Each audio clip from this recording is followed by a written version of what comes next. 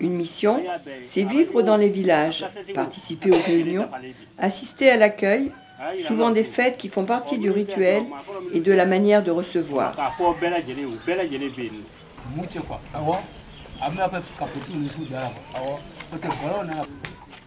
C'est aussi participer à la vie du village. Les conditions ne sont pas toujours faciles.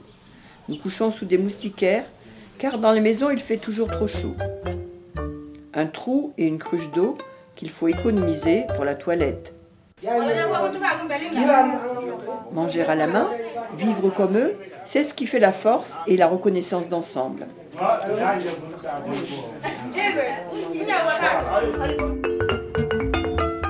À Bamako, nous avons le siège de notre ONG. Nous louons une maison à Lafiabougou, un quartier tranquille. Il fait toujours si chaud que nous vivons sur le toit. Nous avons installé une pièce moustiquaire. Notre permanent a son bureau équipé d'un ordinateur, d'internet, téléphone, fax. Bamako, capitale du Mali, fondée en 1640 au centre du pays mandingue, s'étale entre 7 collines autour du fleuve. Aujourd'hui, la ville est immense. Elle ne cesse de s'agrandir et compte près de 3 millions d'habitants répartis en grandes familles dans des concessions. Pour tous les projets, les achats se font au Mali, que ce soit les fournitures scolaires, les livres ou le matériel de construction. En effet, on ne peut participer au développement d'un pays qu'en favorisant la création d'emplois. On semble à un Toyota BJ, retapé par des bénévoles de l'association, qui est bien adapté au terrain.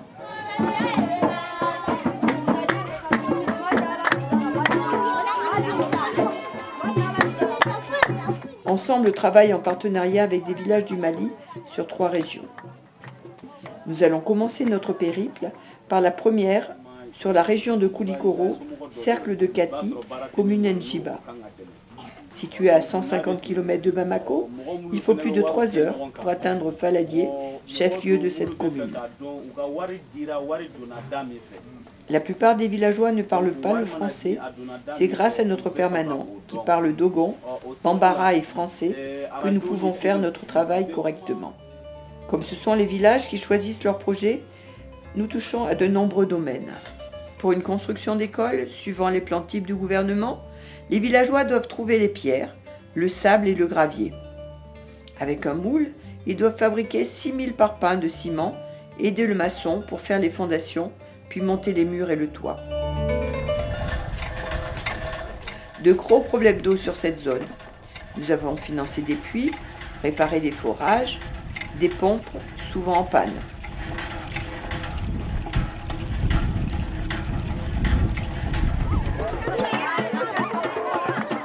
Les visites dans les villages sont pour eux un moment de fête qu'ils manifestent par des danses, chants ou pièces de théâtre. Après l'accueil, nous tenons les réunions avec toute la population. Les villageois s'expriment, les hommes, les femmes, les jeunes. Ils soumettent leurs idées. Les échanges sont très riches et nous permettent d'avancer ensemble dans tous les projets.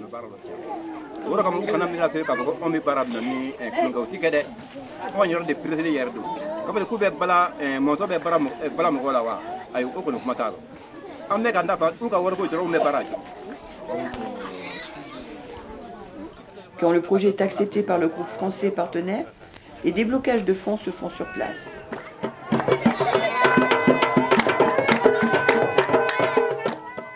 Djibrula, ensemble signons.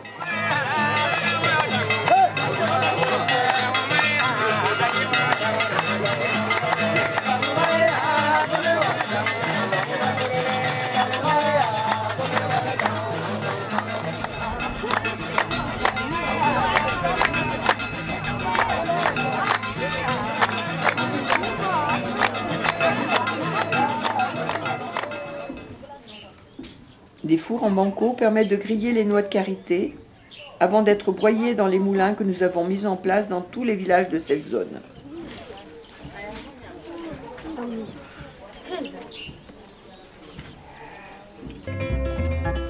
Le coin cuisine, 3 pierres avec tout le matériel.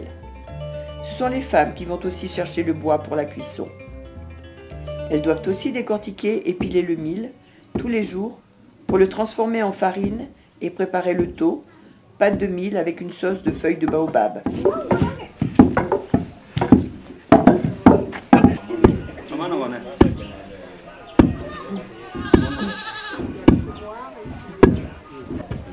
Et bien sûr, s'occuper des enfants.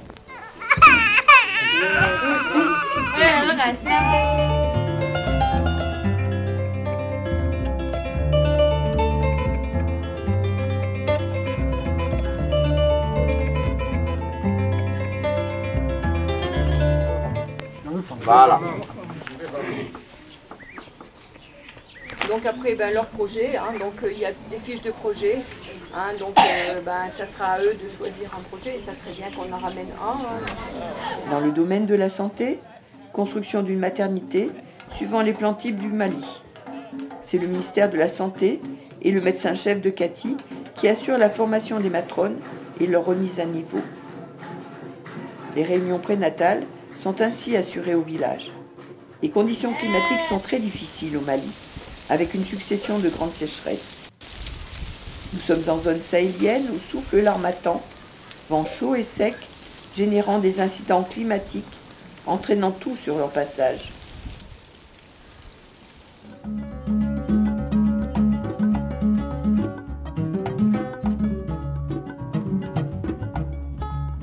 L'enseignement se fait en français. 6 ans pour le premier cycle, ce qui correspond au primaire chez nous.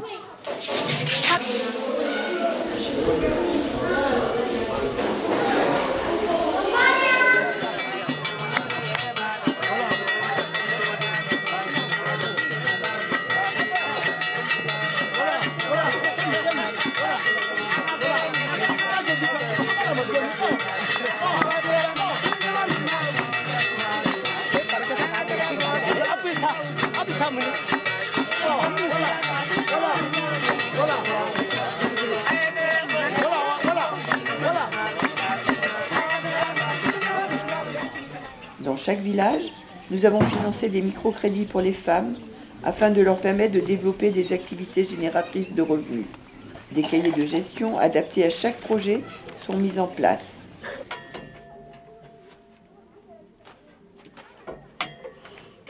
Nous finançons des moulins pour éviter aux femmes de piler et pouvoir gagner du temps pour leurs activités. Les hommes doivent construire le local et les femmes doivent amener une contribution financière.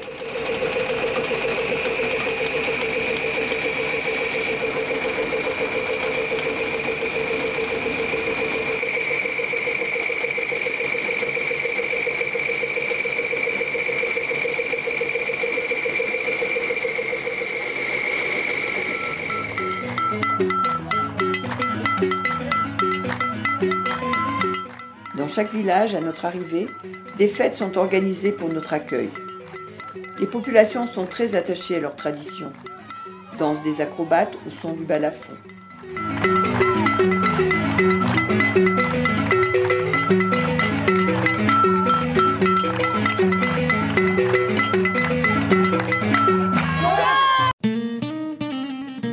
Nous continuons par le pays Minyanka, région de Sikasso sur la commune de Yorosso. Le long de la route, de nombreuses termitières.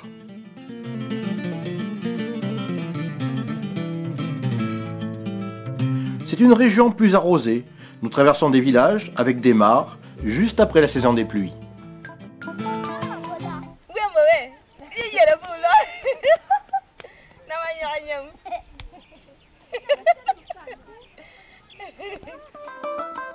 Dans cette région, la culture du coton est pratiquée. Le Mali est le deuxième producteur africain de coton après l'Égypte, avec une production de 600 000 tonnes. Malheureusement, avec la chute des cours, le secteur coton traverse une des crises les plus graves, entraînant de nombreux paysans dans la faillite. Le mil sur pied, juste avant la récolte. C'est la nourriture pour les Maliens en brousse dans cette zone et aussi sur le plateau d'Ogon. Les feuilles de baobab sont ramassées et séchées pour faire la sauce du tau.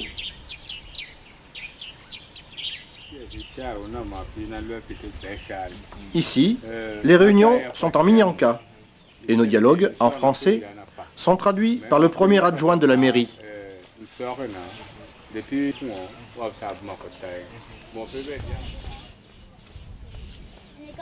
Le fleuve Niger est un des 3 plus grands fleuves d'Afrique, après le Congo et le Nil. Il mesure 4200 km, dont 1800 au Mali.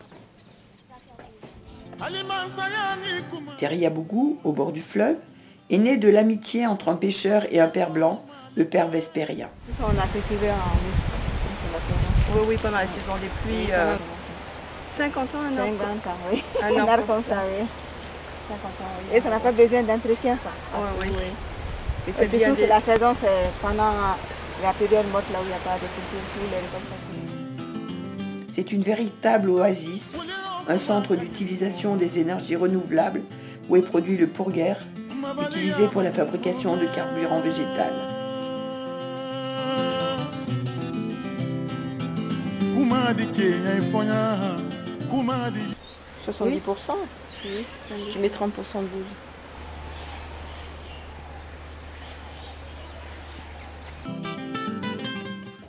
Un centre de tourisme solidaire, un village original avec son école, son dispensaire et ses jardins.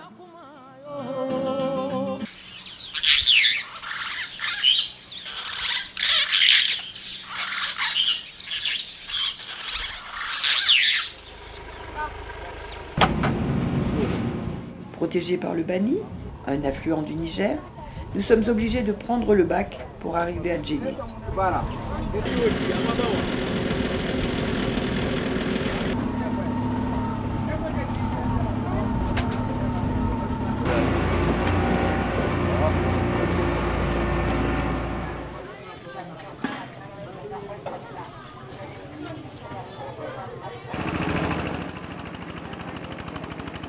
C'est la plus belle ville du Mali, avec son architecture de banco, terre et paille hachée, additionnée d'un peu de beurre de karité pour renforcer l'étanchéité.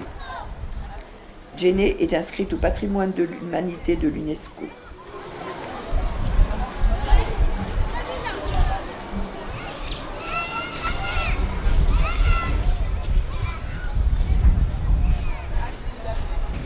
Cette cité sainte est réputée par sa mosquée, le plus grand bâtiment en banco du monde. Le crépissage de la mosquée donne lieu à une fête chaque année.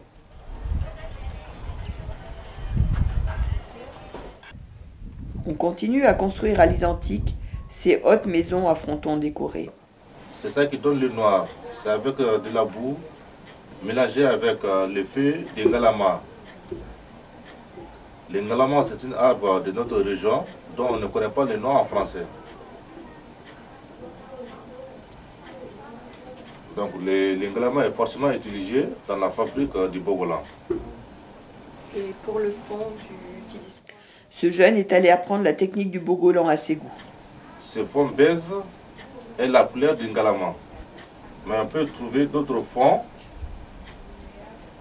qui est un peu plus jaune que ça, ou bien un peu plus foncé que cette ton aussi. Ça dépend de combien de fois on a mis le tissu dans le bain d'Ingalama.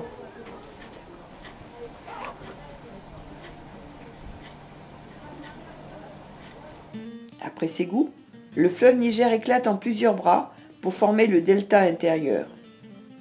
L'Office du Niger gère 100 000 hectares de terres irriguées dans le delta qui produisent 1 million de tonnes de riz.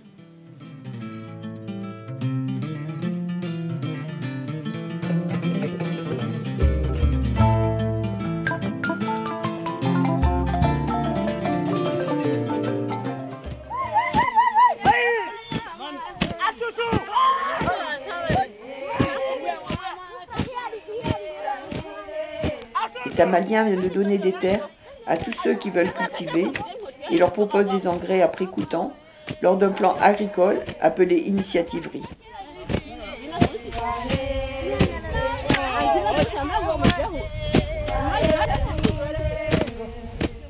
La dernière campagne de riz a connu un accroissement spectaculaire. De plus, les Tamaliens ont lancé le riz Nerica, un riz qui peut pousser en dehors des zones inondées du delta.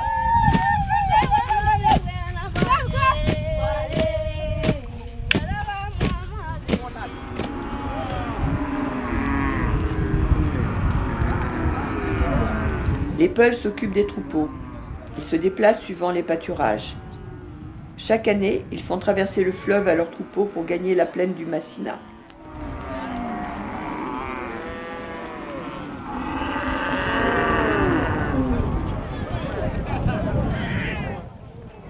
Mopti, quatrième ville du Mali, est surnommée la Venise malienne ou la ville du poisson. Elle a été construite vers 1800 par les Bozos sur 3 îles reliées par des digues. C'est un grand port de pêche, célèbre pour son poisson fumé, exporté jusqu'au Ghana. La ville est un carrefour important avec de nombreuses boutiques et des artisans. Certains vendent des tissus, au Mali on achète par pagne, d'autres fabriquent des vêtements.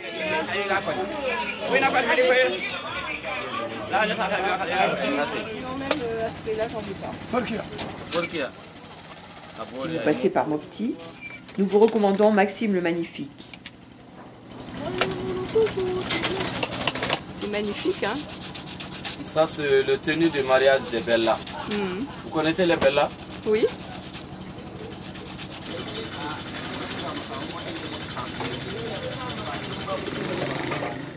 C'est dur le commerce.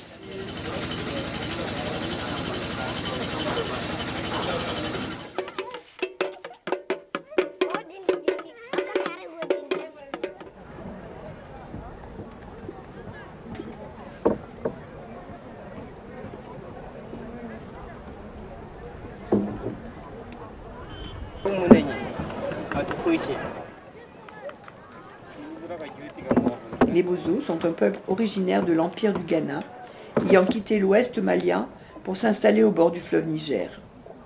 Ils firent de la pêche leur principale activité. Ils assurent aussi les déplacements sur le fleuve. Ils sont les maîtres de l'eau.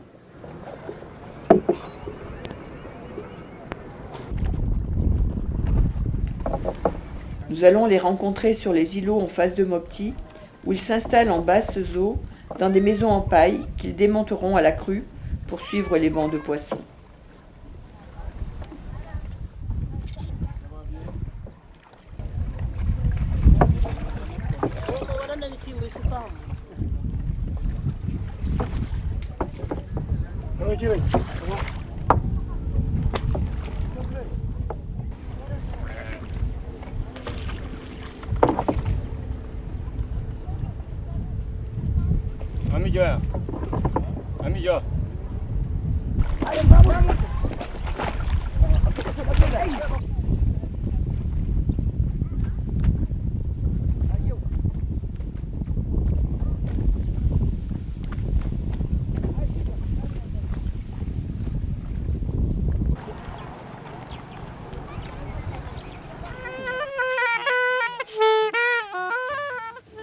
Le pays d'Ogon s'étend sur un plateau de grès doucement incliné vers Bandiagara, Douenza et jusqu'à la frontière du Burkina.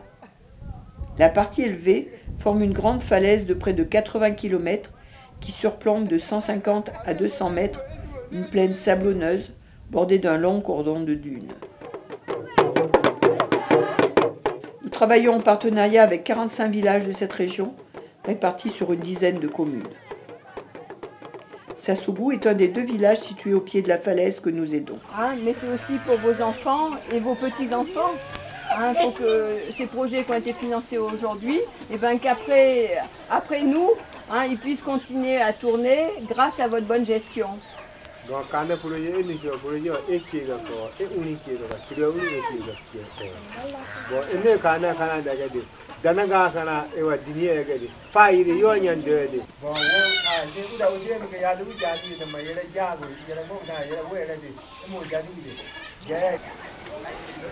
Les greniers à céréales sont construits en banco sur pilotis.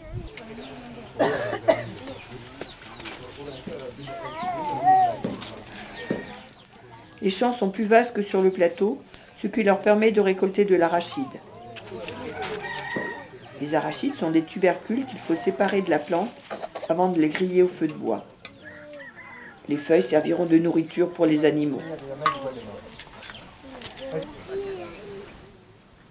Ensemble a financé un puits à grand diamètre. Ce sont les piliers du château d'eau en construction pour un projet maraîchage en goutte à goutte.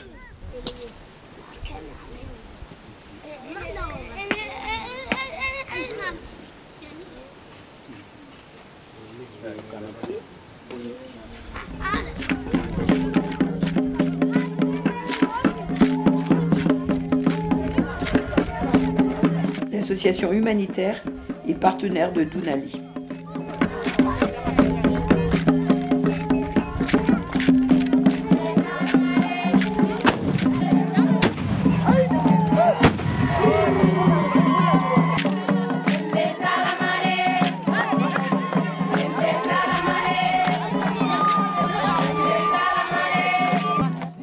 Les villages sont toujours construits sur les éperons rocheux.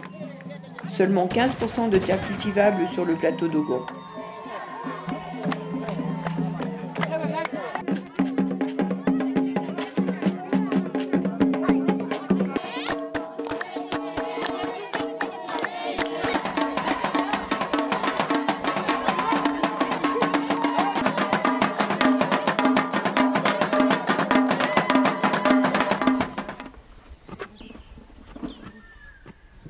Après la récolte, les femmes doivent décortiquer le mil, séparer le grain des épis.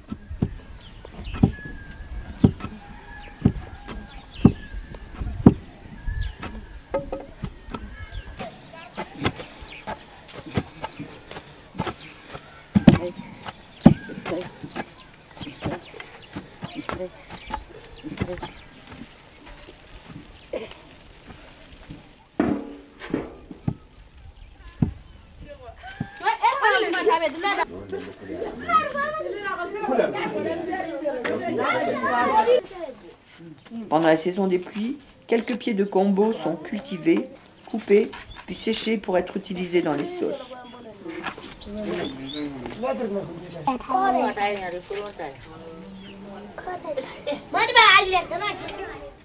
Quand un groupe en France accepte de prendre en charge un village, nous leur remettons un cahier de jumelage.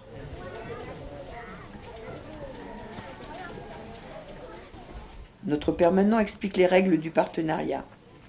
Le village s'engage et élit un comité de pilotage qui représente toutes les couches de la société, hommes, femmes et jeunes.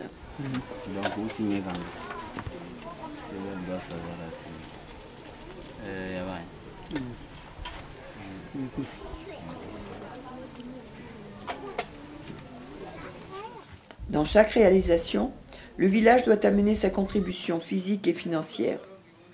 Ici, construction du local de la coopérative. La saison des pluies dure 3 mois, juillet, août et septembre.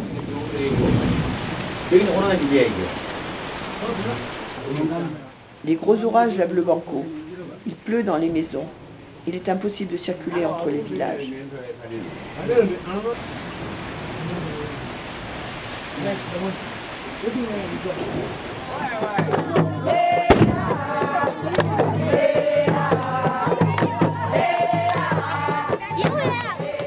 Dassi ensemble ses bazars.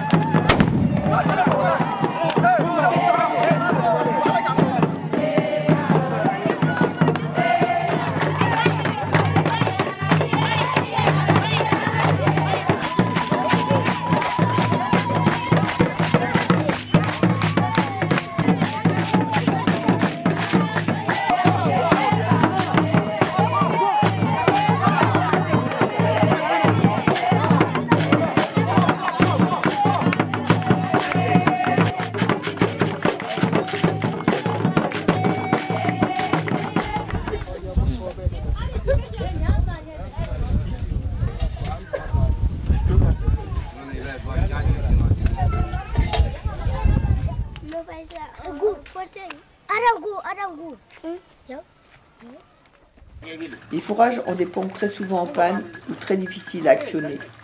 Les villageois préfèrent les puits à grand diamètre.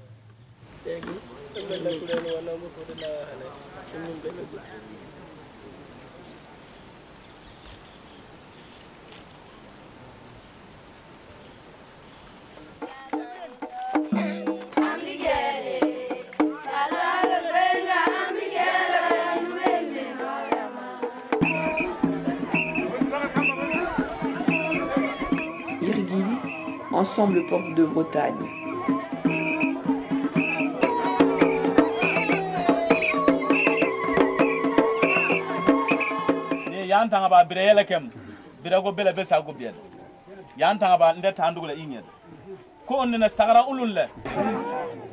Après la coopérative et le microcrédit, un moulin est en cours d'installation.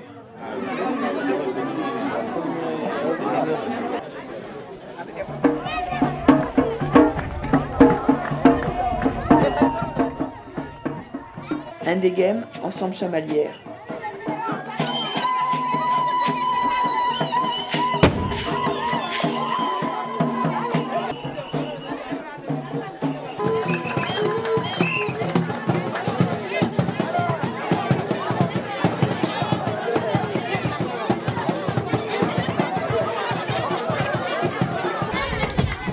Nous tenons les réunions dans un abri sous roche. Le permanent contrôle les différents projets.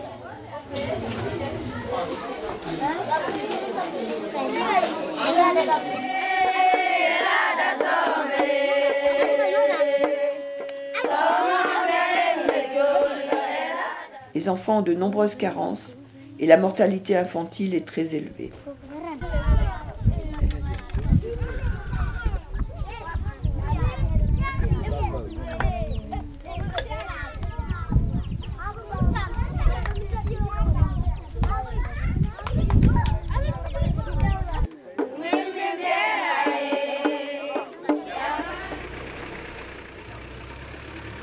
Les distances ne se calculent pas en kilomètres mais en temps. Le terrain est vraiment très difficile.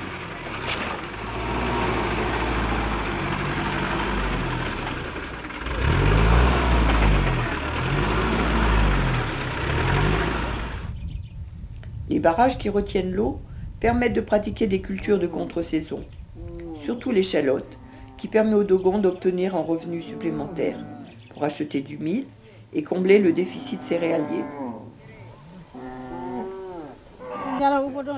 Les années de bonne pluviométrie, ils arrivent à faire une récolte, rarement deux.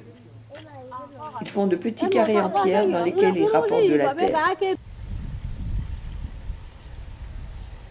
Il faut noyer les cultures matin et soir.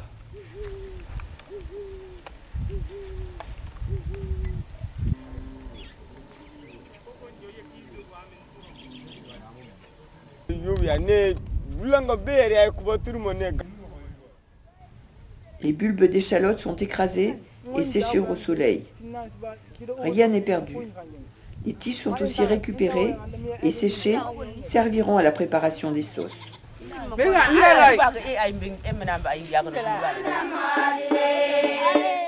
Bamba, ensemble Seigno. Une mare sacrée est située tout près du village. Chaque année en mai, une grande pêche est organisée. Les hommes viennent nombreux. Les bonnes prises augurent d'une année faste pour le repêcheur.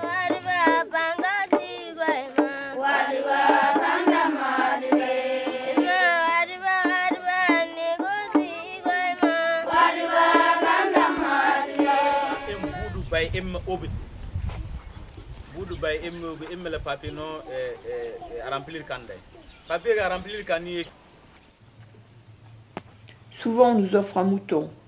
Ici, nous avons pu le partager avec le village. Sinon, nous sommes obligés de l'emmener.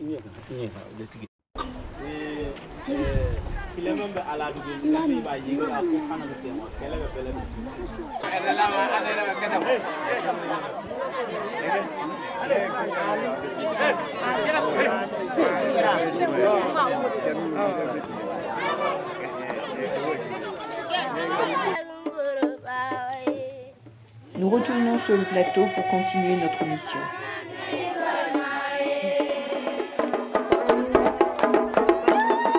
Méné-Méné, ensemble Brest.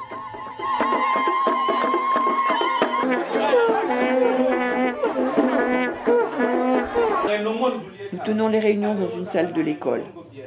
Brest a financé une coopérative et un microcrédit. Et chaque femme qui va bénéficier d'une somme telle que 5 000 par exemple, donc elle peut aller tourner dans 6 mois avec 5 250.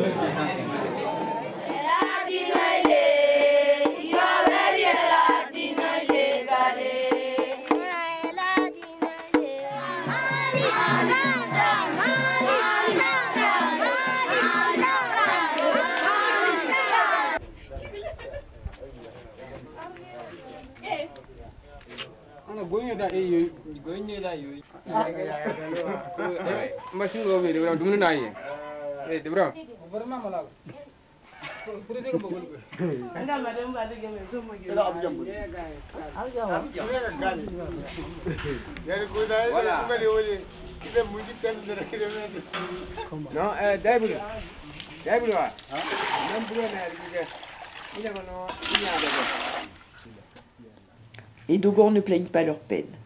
Ils creusent des puisards pour avoir de l'eau plus longtemps. Au plus tard, en mars, ceux-ci seront à sec.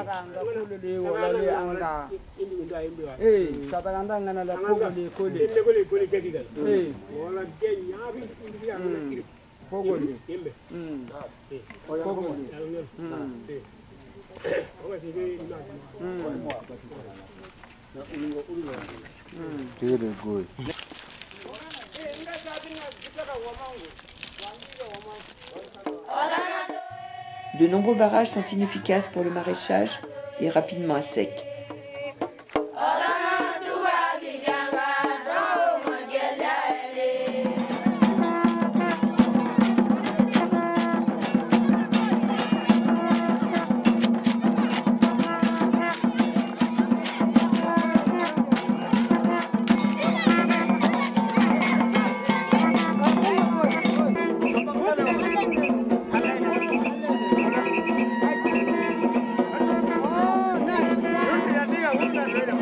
Ouvre Lydianou, ensemble manosque.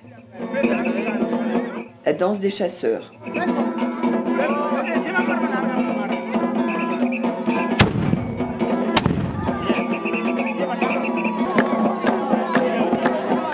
Les masques de feuilles représentent les esprits de la nature.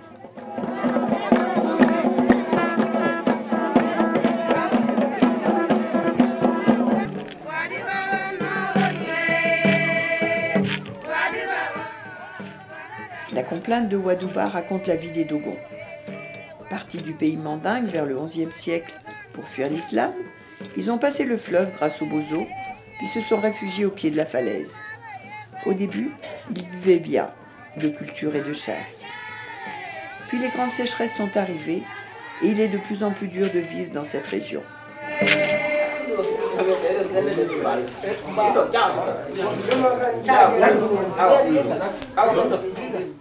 La coopérative avec son stock. Les responsables des différents groupes vont sur le terrain pour voir les réalisations, parler avec les populations et contrôler le travail d'ensemble. Heureux, très émus et très honorés d'être parmi vous. Nous espérons que tout le monde au village est en bonne santé. Nous remercions beaucoup pour l'accueil très chaleureux que vous avez fait. Donc,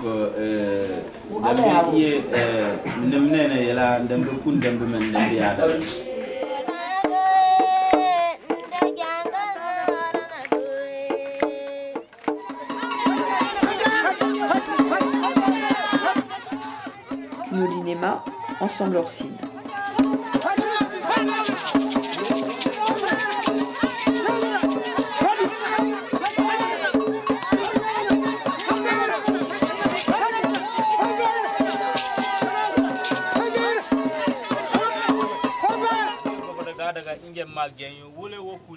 En arrivant, nous allons saluer le chef de village. Les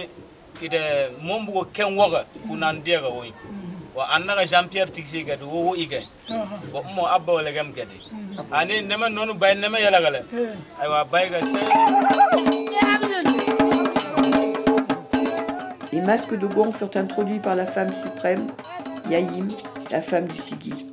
Elle aurait volé les masques et fibres rouges à de petits êtres magiques appelés Andubulus.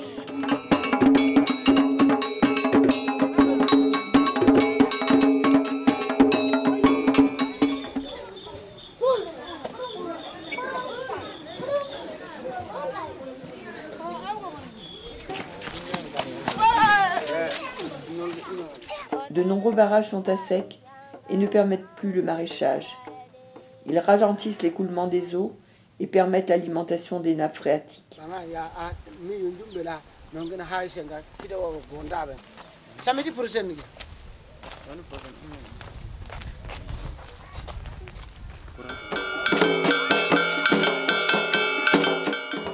Salle, drapeau blanc.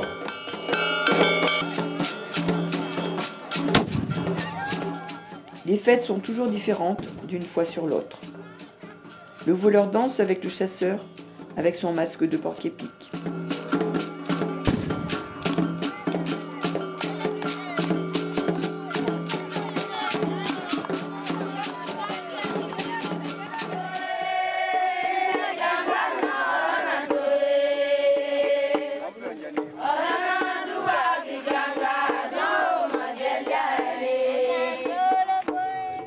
On se téléphone, on est souvent en contact, on est souvent loin à 400 km, 600 km avec, enfin je vais présenter un peu quoi des Christianes, hein, mais on est toujours en rapport avec le téléphone. Comme nous avons un accord cadre avec le gouvernement du Mali, quelquefois des autorités nous accompagnent.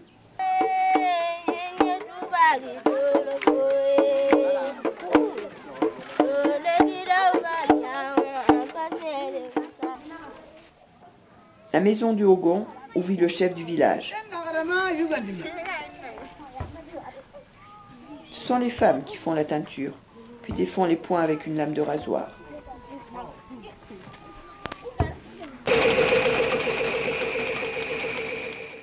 Après les financements d'une coopérative ou d'un microcrédit, installation d'un moulin pour faciliter le travail des femmes, puis dernièrement, rénovation de l'école. Comodia, Ensemble Saint-Flour.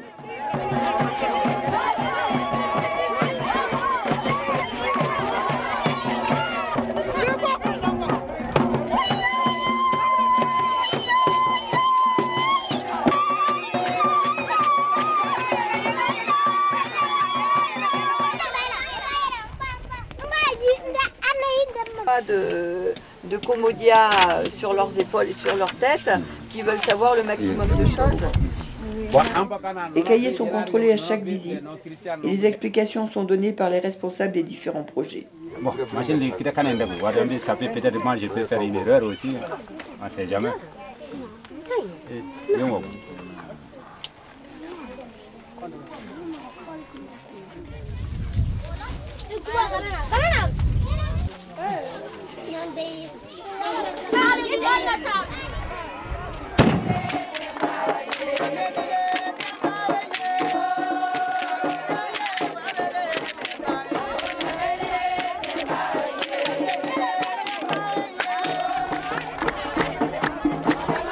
C'est un gros village, chef-lieu de la commune de Ouadouba.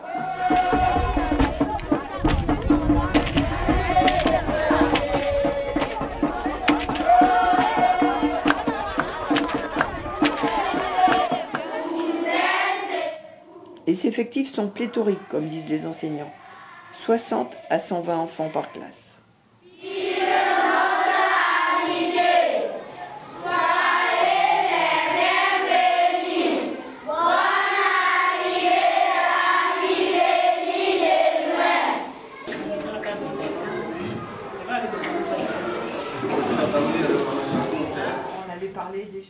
Après des tractations avec Afrique Verte, pour que les villages achètent à meilleur prix les céréales, nous avons constitué un groupement d'achat pour Ensemble, en réunissant tous les délégués de nos coopératives à Kanikoguna. Ils ont élu 6 membres, dont notre permanent, pour les achats aux bourses de céréales.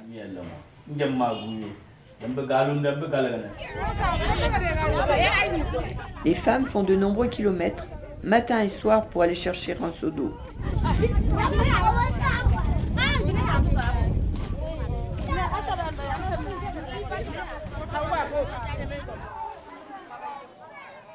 À Kani, comme dans d'autres villages, les paysans nous demandent un barrage. Comme le terrain ne s'y prête pas, nous sommes allés au Burkina voir des expériences de goutte à goutte avant de les mettre en place à Kani et à Orsongo.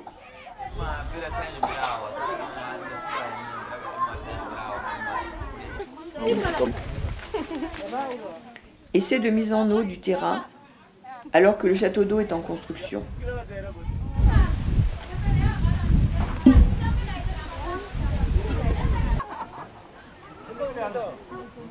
Une formation de 6 semaines est organisée à Bamako pour 2 personnes pour apprendre à faire le compost, semer, repiquer, monter et démonter les tuyaux. Grâce à cette technique, nous faisons une économie de 75% pour l'arrosage des jardins et nous obtenons des légumes 30% plus gros.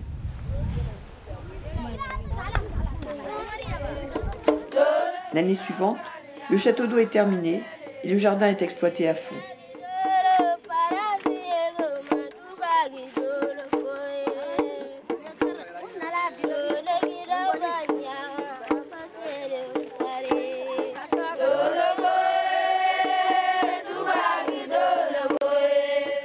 Semis de légumes avant le repiquage de part et d'autre des tuyaux.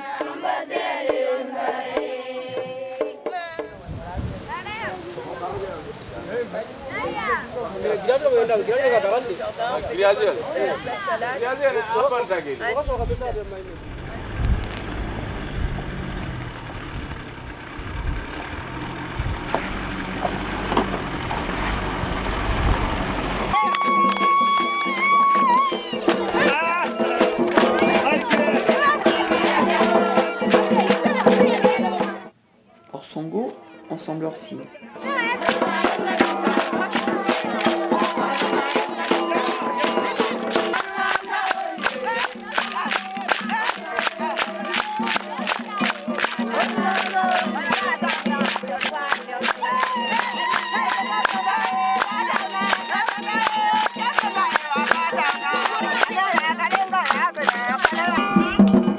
Il y a une centaine de masques différents. Le masque Satimber rend hommage à la femme qui a trouvé les masques. Le masque Kanaga, la relation entre le monde matériel et le monde spirituel.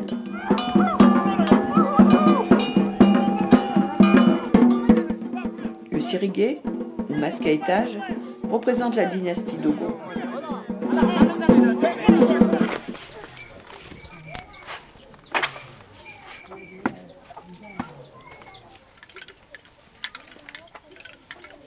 Ce sont les hommes qui tissent et cousent les vêtements.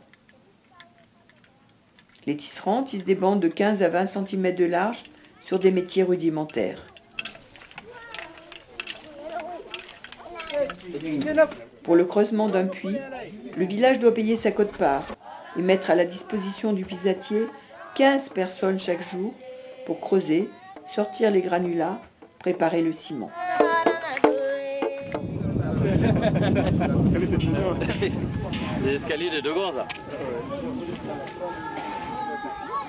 L'eau est considérée comme un trésor dans ces pays. Déjà, les enfants l'honorent à leur façon en chantant et en ouvrant la voie à l'eau qui dévale la pente, en débordant de la cuve lors du premier essai en haut du village. Ensemble a ainsi pris la décision d'intensifier ses actions dans ce domaine avec le creusement de forages,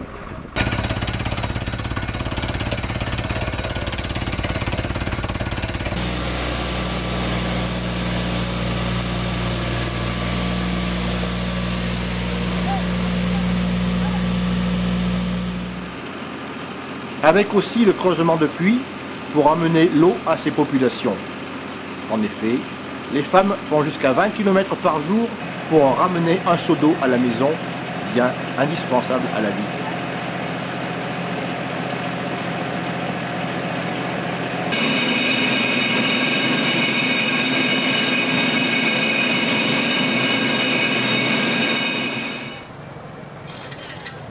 Une fois que l'eau est trouvée, souvent à plus de 80 mètres, il faut équiper les structures avec des châteaux d'eau remplis à l'aide de pompes alimentées par des panneaux solaires.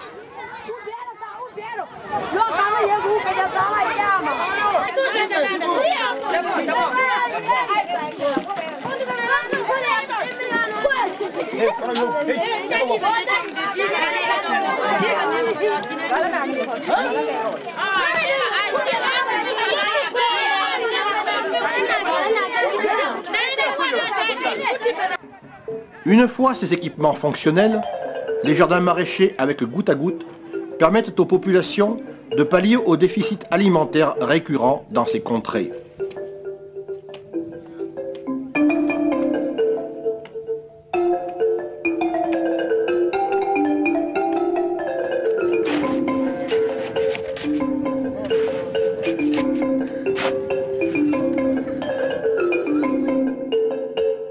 L'implication totale des villageois a été possible grâce à la formation au jardinage et à la gestion. Grâce aussi à l'acceptation de payer à un prix minimum l'eau pour les besoins usuels, ainsi que la location de chaque planche par famille.